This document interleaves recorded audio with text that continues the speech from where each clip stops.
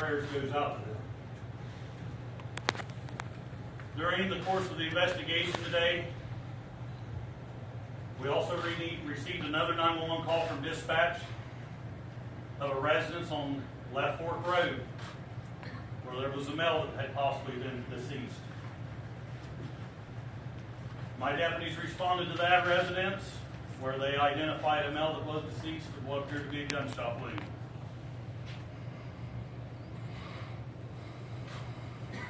BCI is actively working 4 crime scenes at this time.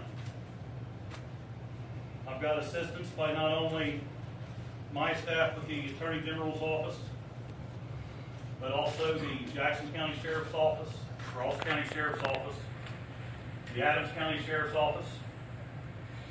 Here today also is the Pike County Prosecutor's Office, Pike County Children's Services, and of course the Pike County Coroner. At this time, I can confirm that we have 8 bodies in this county. All were adults except for 1 male juvenile. I want to urge anyone, any citizens that has any information concerning anything involving this horrible act, to contact the Pike County Sheriff's Office, where we have BCI agents there. They're following up on every tip that comes in. Right now, we have no one in custody.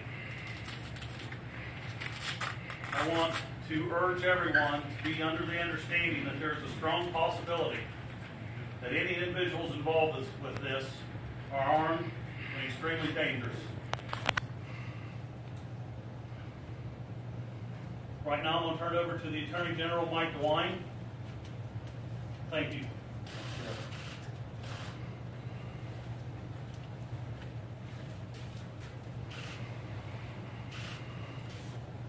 This is a horrible tragedy that has occurred here in Pike County.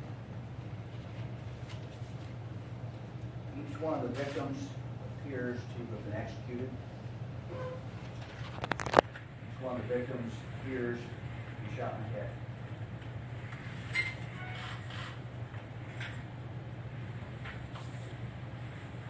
Let me just add a few additional things. The Sheriff asked the Attorney General's office, BCI, to become involved. We responded immediately. We now have over 30 individuals who are down here who work for BCI. We have 5 analysts, 5 cybercrime, 13 people who are working the 4 crime scenes,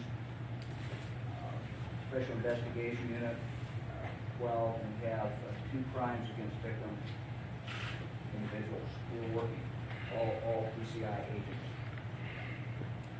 We would encourage the public to contact us, even if you think you have just a little bit of something or you're not even sure if it's valuable. We urge you to contact us. You can contact Pike County Sheriff's Office. You can also contact 1-800-BCI-OHIO. That's 1-800-BCI Ohio. Every tip that comes in, we are running down, and we will continue to do that. I would anticipate that the crime scene will remain active for some time. I'm sure that our agents will be on the crime scenes, reporting the crime scenes all night, and it certainly could extend beyond that. I would stress that we're very early into this investigation. As the Sheriff said, the individual or individuals who committed this crime obviously are dangerous. We believe that they are still at large. We do not know their location, but we would advise people of Pike County certainly not to panic, but certainly also to be careful. The family involved, we're advising family members to be very careful and take particular caution. This really is a question of public safety, and particularly for any of the Rhodes family. I'm me just again express my deep sympathy to the family. This is just a horrible, horrible tragedy. I just got off the phone a minute ago with the governor. Was anxious to find out exactly what happened, and I gave him a briefing just several minutes before we came out. We'd be more than happy to answer any questions that we can. Mike, just to clarify here, this is a little different from what we were told originally, but they are all adults except for one male juvenile, correct? All of the victims have been identified as adults. Yes.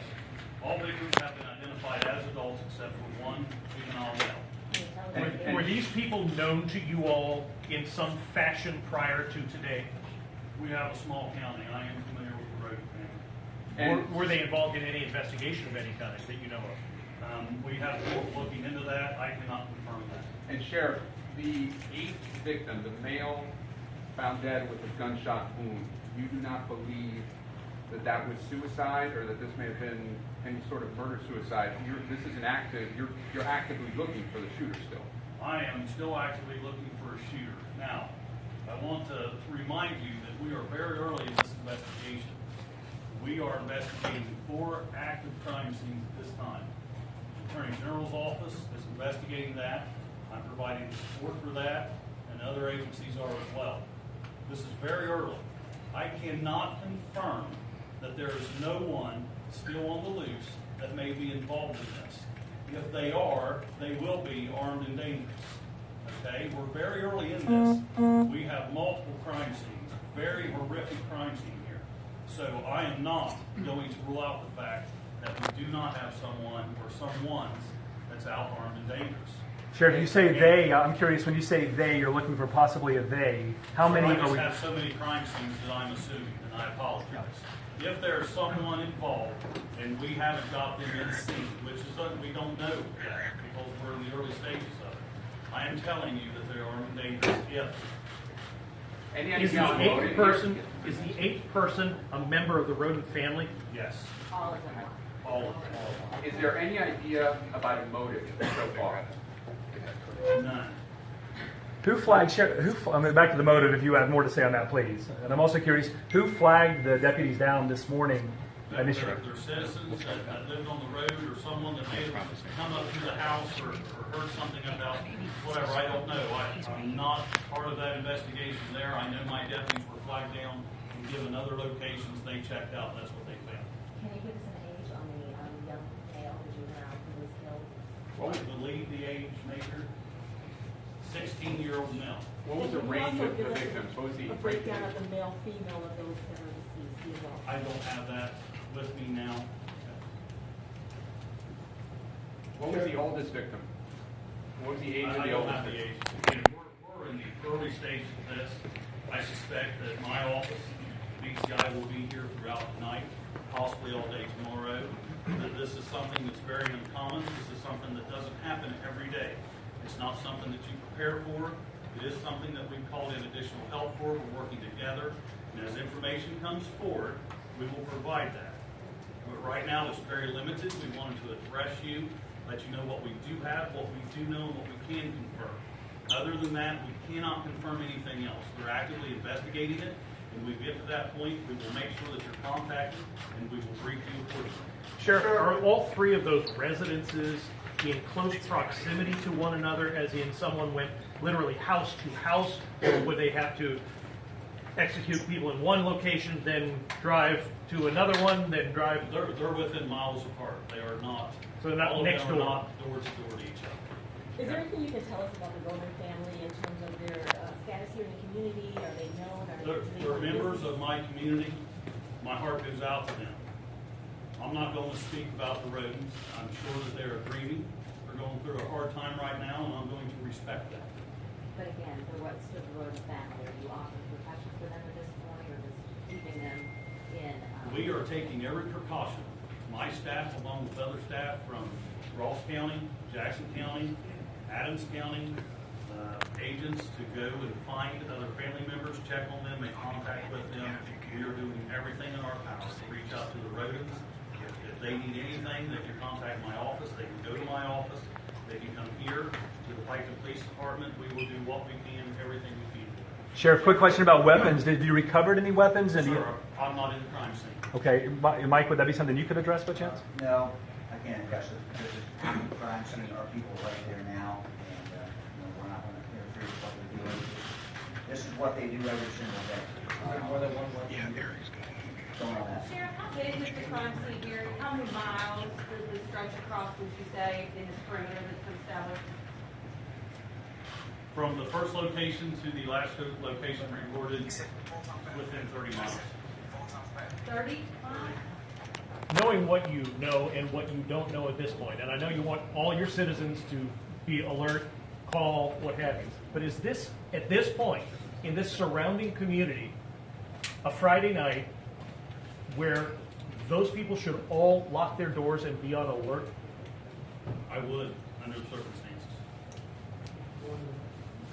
And schools aren't really in session anymore, but any kind of lockdowns that are happening right now? There was a lockdown earlier. And possibly tomorrow as well. We'll have to see what the results are. We're actively working it, and we'll be out all night. Could you address that quickly, the notion that there was a lockout, then it was lifted? And I know I spoke to a lieutenant from a neighboring county who was not aware of an active search for a shooter.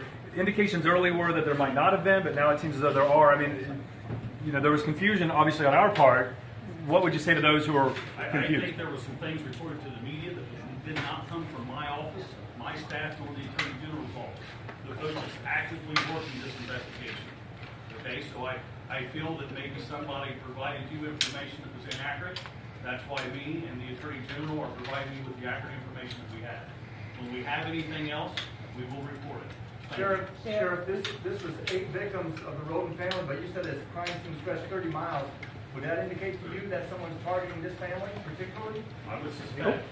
And the question there is, are any rodents being taken into protective custody of any kind, or? I have units working on that, and we're able to remove The babies and the 3-year-old, all of them were transported, they were uninjured, correct? To my knowledge, they were all Who are they with currently, those young children? the right people. I can't tell you people are with, they're with people that take good care of them. As this progresses, can you possibly set up scheduled updates through somebody in your office for the media? Because I'm sure there will be a huge clamoring for information, and if indeed we can have a regularly scheduled point to touch base, it would help a We lot. will make sure that Thank you, Mike. we get new information particularly, and we'll set that up, and we'll set that up through our office. And I'm sorry, those 3 children, they are all members of the Roden family, yes, sir? I suspect so. And they're the only 3 survivors from those homes, from the crime scenes? That's right. I mean, I think what makes this particularly grisly is the fact that you have these children involved, who obviously were there when the executions took place. Was anyone pregnant in the group? I don't know that. Is there any way to tell what time this happened then? And if we're talking execution style, was it middle of the night to your knowledge, or do you have any sense of that? Well, the indication would be that it was when people were dead. Okay. So, Why, the time frame will come. Yeah, obviously come Dan. later. Tierney, why were they discovered, you know, how T-I-E-R-E-Y. that happened? Sheriff wants And that's to do that. November, Sheriff EY. wants to do that. I'll send you a I'm text. sorry, I knew The that card. you got the phone, I just didn't know how this is. Gave it to you, so let me see. Okay, so you can press. Yeah, we don't have that search committee. Can you give us a sense of how many members of the Roden family your department is trying to protect? A round number, a round figure? And I guess just for mine, last thing I can think of, to clarify, is for those who are wondering, again, hearing different stories throughout the day, is it the notion that these crime scenes are so ugly and devastating and horrific that you're not able to tell necessarily if there is someone at large currently, maybe that person's among those who died, but you just don't know yet? Well, let me take that, Sheriff. Ben, you can jump over here.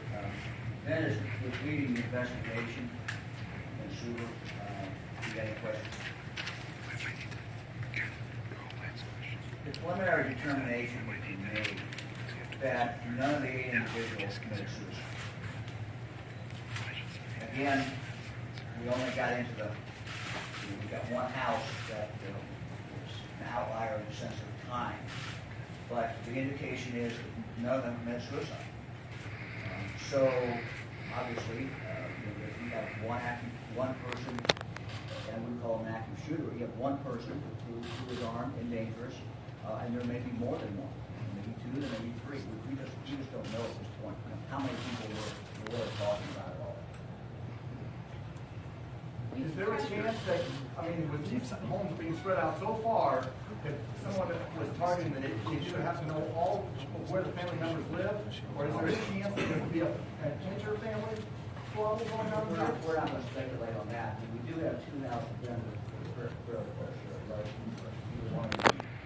You want to give a look? They're in walking distance. Two locations are within walking distance of each other. Another one is maybe a mile or more away, and then the fourth one is more like 10 minutes away.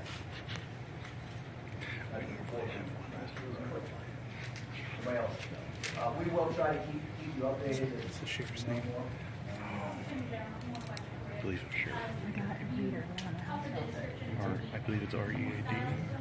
So, wait, I think it's R-E-A-D, or I believe, yeah. Charles Wilson Chuck. He's in Chuck. Charles Wilson.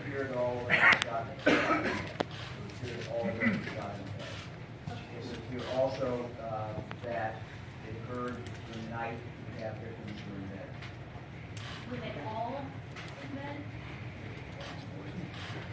Not all of them were in bed. But the children were in the home.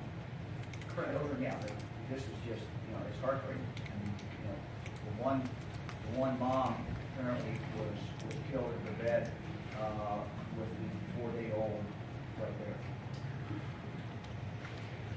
I mean, it's just hard to believe. Indications of struggle, I think. I can't believe that.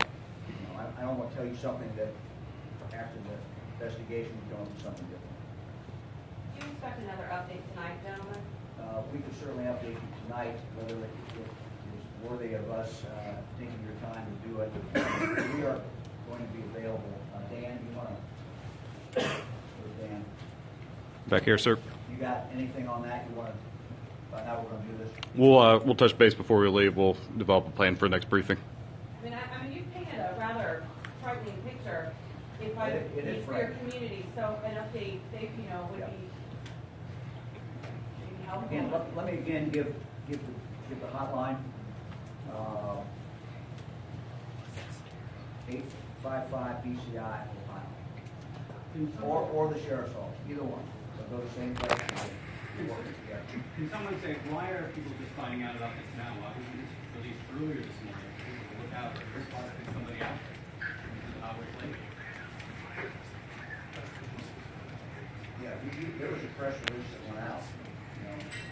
We were not, when that press release went out, I don't believe we were able to tell you that none of those individuals committed suicide.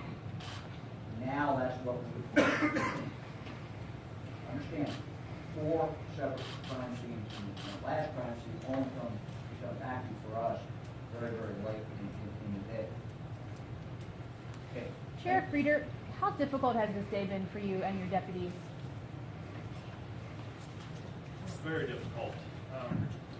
I would like to stress to the citizens that I've got Ross County, Jackson County, Adams County, other county sheriffs that have their staff ready and available to me because we are going to be out.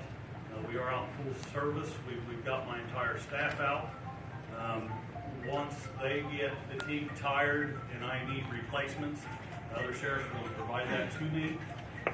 Any of my county citizens have any information, contact our office.